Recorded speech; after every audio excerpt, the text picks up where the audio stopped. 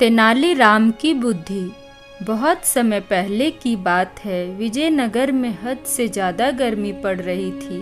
गर्मी इतनी ज़्यादा पड़ रही थी कि हरे भरे बगीचे पूरी तरह सूख गए थे। बड़ा से बड़ा पेड़ भी सूख चला था। लोगों को दूर दूर तक पानी नहीं नजर आता था। तालाब, नदी और कुएं सूख चले थे। लोग पानी के लिए बहुत ही परेशान हो रहे थे। तेनालीराम अपने घर के पीछे घूम रहा था। उसके घर के पीछे एक बगीचा भी था। अब वह बगीचा सूखता जा रहा था। बगीचे का हर पेड़ पानी के लिए तरस रहा था। उस बगीचे के पास ही एक कुआं था। तेनालीराम ने उस कुएं में देखा। उस कुएं में पानी तो था, लेकिन बहुत नीचे।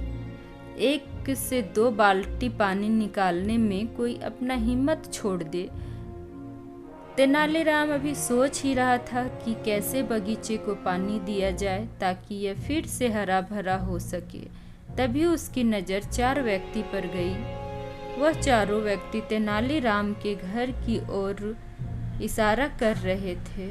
वह तेनालीराम के घर के बारे में कुछ बातें कर रहे थे। तेनालीराम को यह समझने में देर न लगा कि वह कोई और नहीं बल्कि चोर हैं।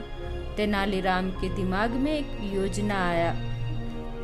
तेनालीराम ने अपने बेटे से तेज आवाज में कहा, मैं सोच रहा हूँ कि अपना यह बक्सा इस कुएं में डाल देना चाहिए, जिस बक्से में हमने सोना, चांदी और असरफियाँ रखी है।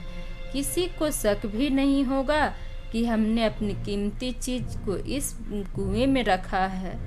तेनालीराम का बेटा जोर से कहता है, आप जैसा कहें। इसके बाद तेनालीराम और उसका बेटा घर चले जाते हैं। कुछ ही देर के बाद वह एक बक्सा भी लेकर आते हैं।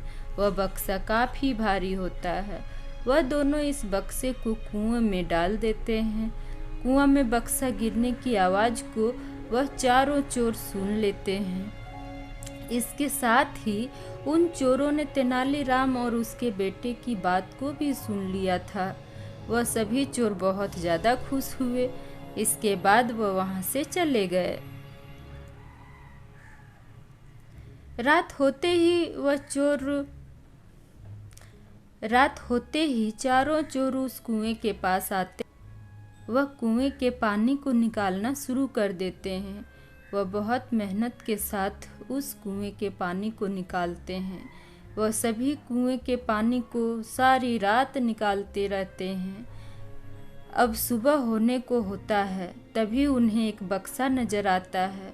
सभी चोर बहुत खुश होते हैं। वह एक दूसरे से कहते हैं कि अब हमें कोई काम करने की ज़रूरत नहीं होगी। फिर वह जल्दी जल्दी कुएं में से बक्से को बाहर निकालते हैं। जब कुएं में से बक्सा निकालते हैं और उसे खोलते हैं तो वह चकित रह जाते हैं। उस बक्से में सोने और असरफियों के स्थान पर बड़े बड़े पत्थर होते हैं। उस बक्से को बस पत्थर से भरा हुआ होता है।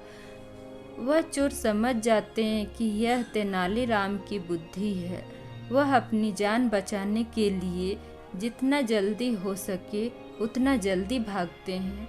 सुबह होता है और तेनालीराम अपने बगीचे में आता है तो उसे अपने बगीचे में चारों ओर बस पानी ही पानी नजर आता है। वह बहुत खुश हो जाता है कि अपनी योजना सफल हो गई।